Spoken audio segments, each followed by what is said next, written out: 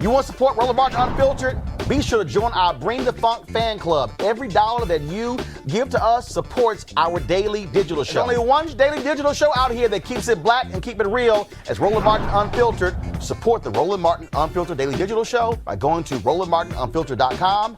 You can make this possible.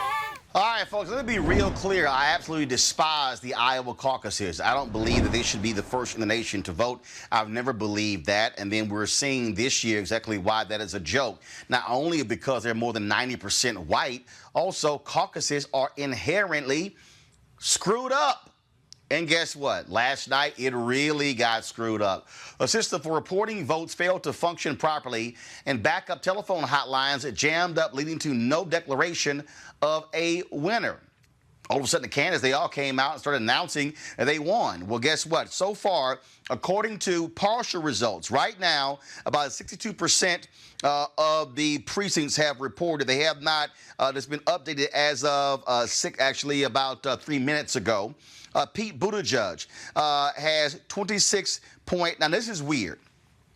He's gotten 27,030 votes in the popular vote, yet he has a percentage of the delegates, 26.9%.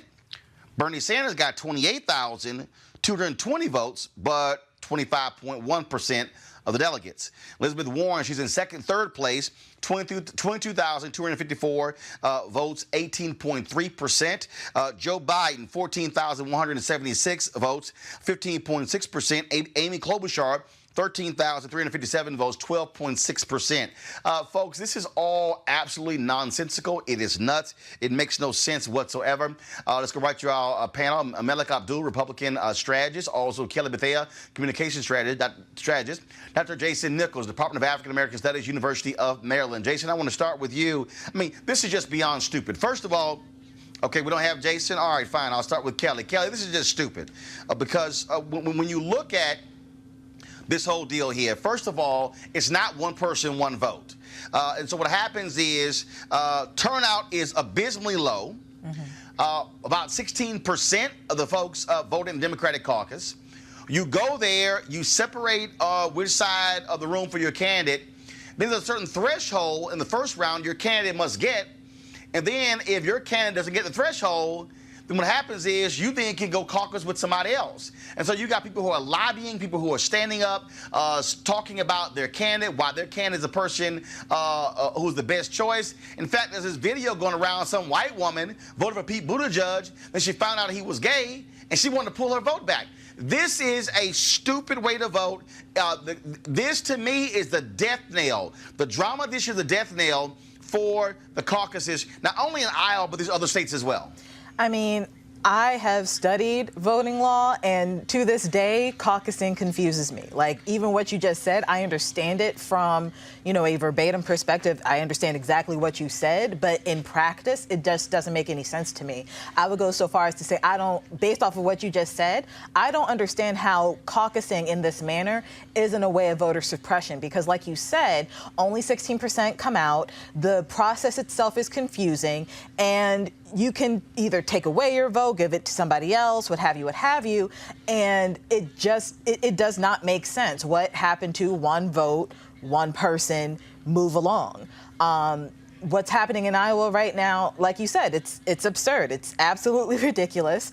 And the fact that, my understanding is that it's because of an app, like the technological difficulties of it. I don't understand how this was not already flushed out before it was even put into practice for something this, for an event of this magnitude. We all know, whether we like it or not, Iowa is the first to actually stake a claim in this election. Given that being a fact, why wasn't this absolutely, without a doubt, pretty much foolproof? Like, people should have been trained on this thoroughly. The process should have been thorough. This is just a very huge ball that the Democrats just dropped. Okay, now Donald Trump, Malik is gloating, talk about what happened there. But let's just be clear. 8 years ago, Republicans had their own mess in the Republican caucus. So it's not like all of a sudden this is something that is just about Democrats. Republicans have had drama in the Iowa caucus. And frankly, it's time to get rid of these caucuses. I think it is idiotic for you to have to sit there, and when it's time to go vote, you got to go to your particular precinct, you got to wait. It may take hours for these things to happen. No, you should be able to go in and have privacy, vote whoever you want to go to, and your neighbors don't need to know who you voted for, Exactly. and you shouldn't have to be in a room explaining to people why you support and who you support. Yeah, so Roland, this is nothing, as you said, Republicans had issues with this in the past. Iowa, nothing surprising about the Iowa caucus. People have been making these complaints about it for years now. So that they weren't able to get this together. It is a little problematic because apparently the Department of Homeland Security reached out to the officials there in Iowa and offered their help, and the officials in Iowa declined that. And then as I'm reading that apparently the DNC itself, and I guess maybe that's who was in charge of it, but apparently the officials in Iowa reached out to the DNC and, well, the party, as they said, and then the party didn't act on it. But as far as, it's kind of funny to me that we have these conversations every 4 years about Iowa. The reality is that very few people who win the Iowa caucus end up becoming president of the United States. Barack Obama is the only. Obama is 9 out of the last 11. Barack Obama is the last one that I actually can remember who actually won. Hillary Clinton won it last year, I believe.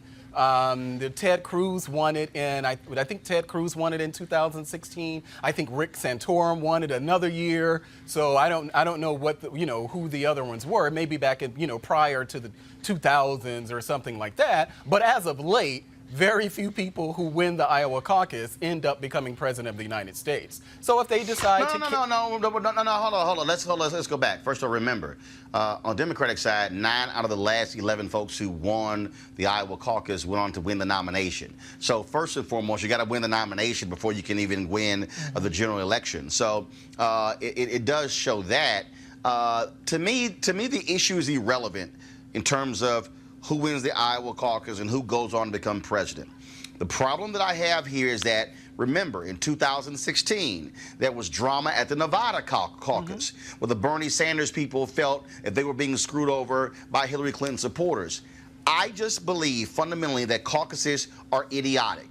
If Mellick wants to go vote, you should be able to go into a voting booth, cast your ballot, and go home. You should not have to go to a gymnasium and stay there for 2 or 3 hours and then stand up and go to your corner, and then Kelly goes to her corner, and then I go to my corner, and now we're waiting around there. You got children, and then what do you do with daycare? Elizabeth Warren was providing free daycare for people when it came to caucuses. This is just dumb. You should have ballot boxes, go in, vote, go home. That's it. Yeah. And it shouldn't be this whole deal. If you don't reach a certain threshold, then you get to re-caucus.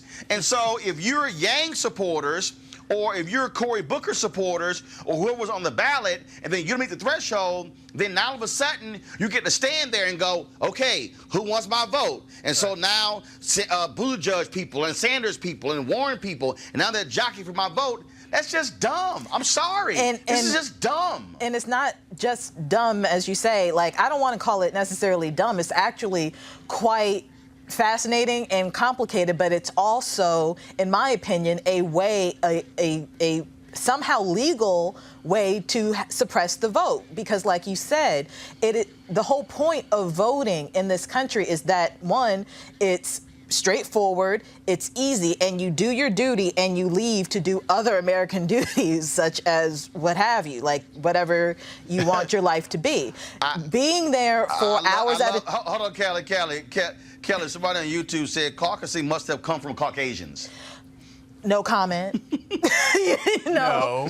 Like I don't have the history of caucusing, so I'm not going to comment on that. But it's ridiculous. What I will say, I don't necessarily think it's called levity, Mellick. It's called levity. Yeah, but I mean, you don't have to go through the Caucasians created it. If somebody said that black people created it would have been Mellick, criticized. it's 91% white people. We know that it's 91% white people in Iowa. White people, I was in Iowa, can't count. Absolutely. And I actually think that black people are probably about 3% 90% of Iowans. But this is the process that has been in place. But again, I think it's a ridiculous process. This but process needs to be over. Yeah, no, I agree with that. I'm just pushing back the on Democratic on the and Republican Party. The Democrat, Malik, it's levity, dude. Move on. It's a joke. It's all it is. Okay, and I can criticize race serious. jokes. I can criticize race jokes. Okay, but whatever. We do that all the time, Bottom line right? is here. Bottom line is here. Here we are.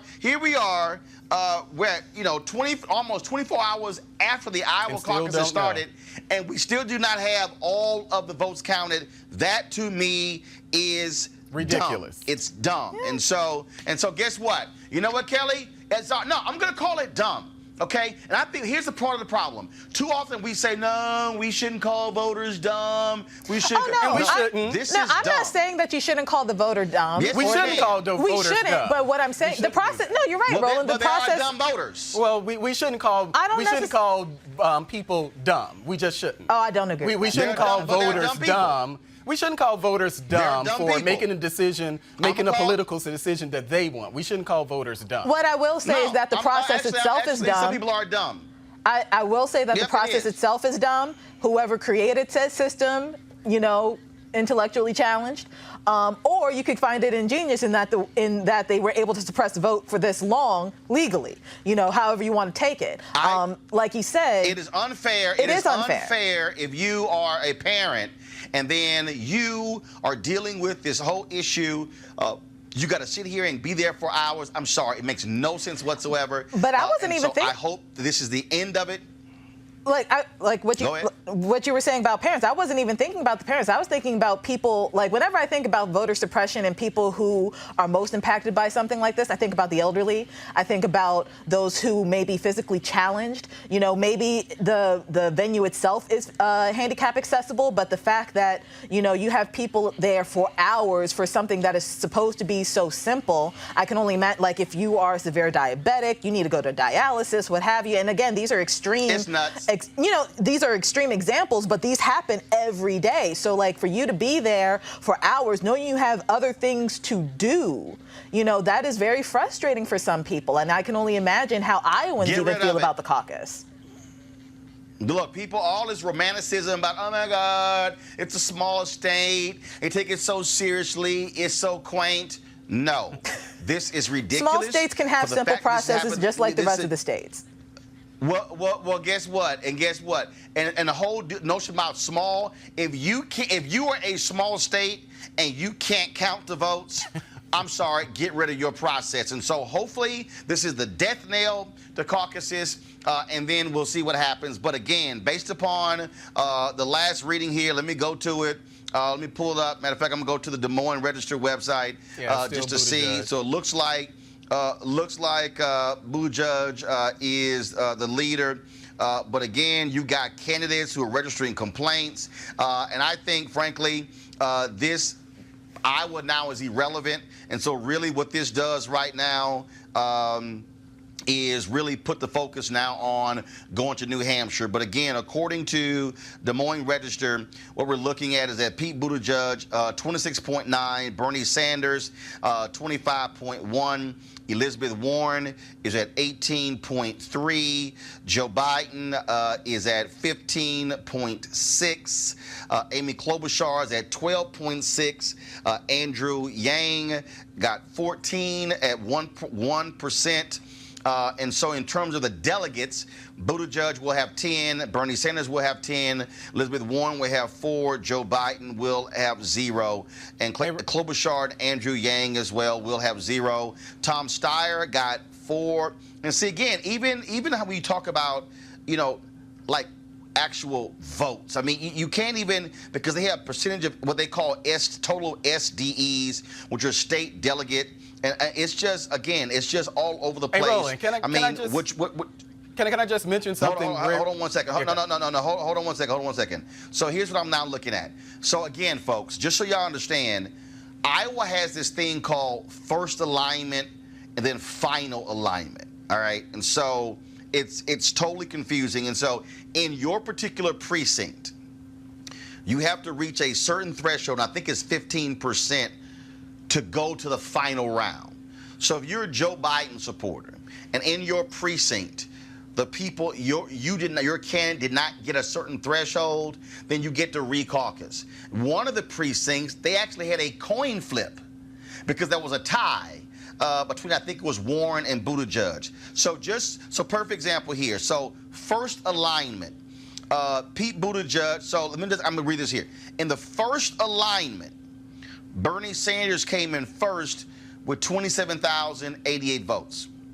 Buttigieg came in second with 23,666 votes.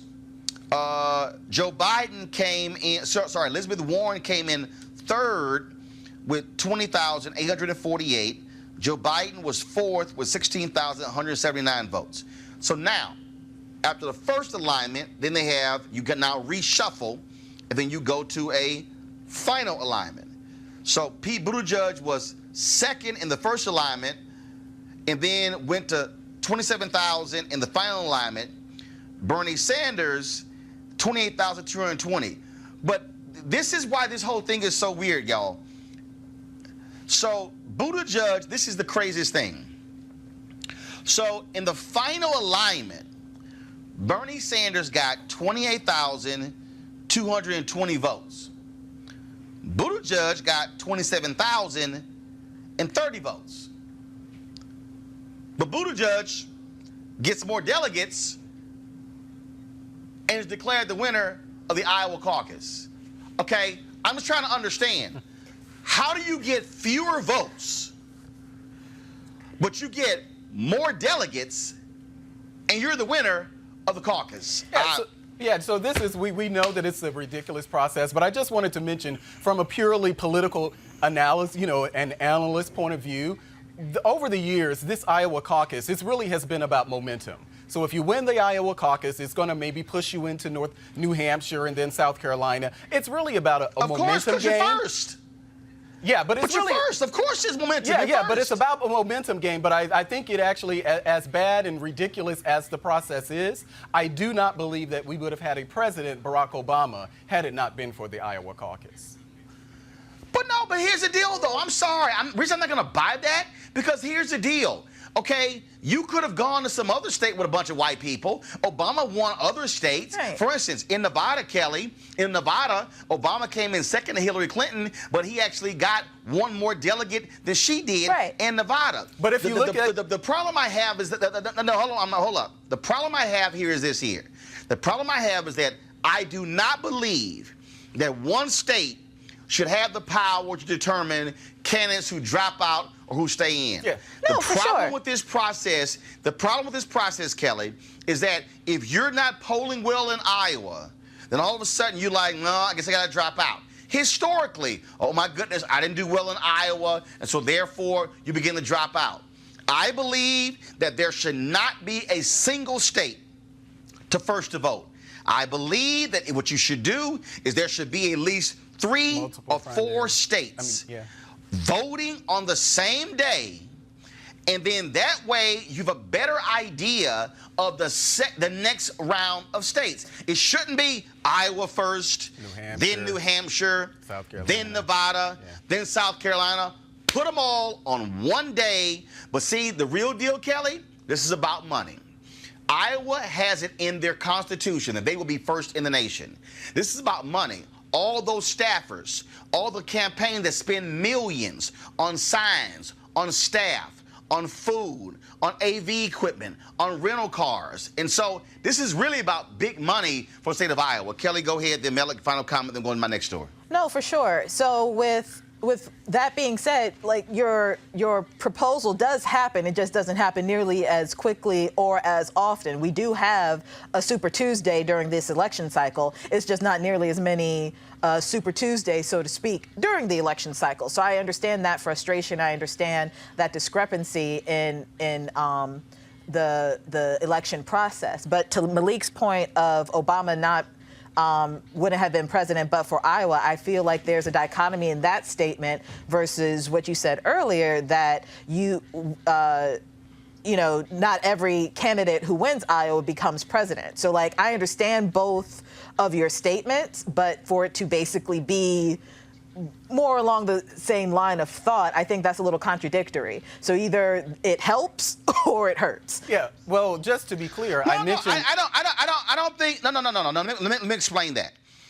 The reason I believe it's wrong is because the reality is, if you're first, you're going to get the momentum. So No, I get frankly, that. if you flip the states, you're going to get it. So it's because you're the first one.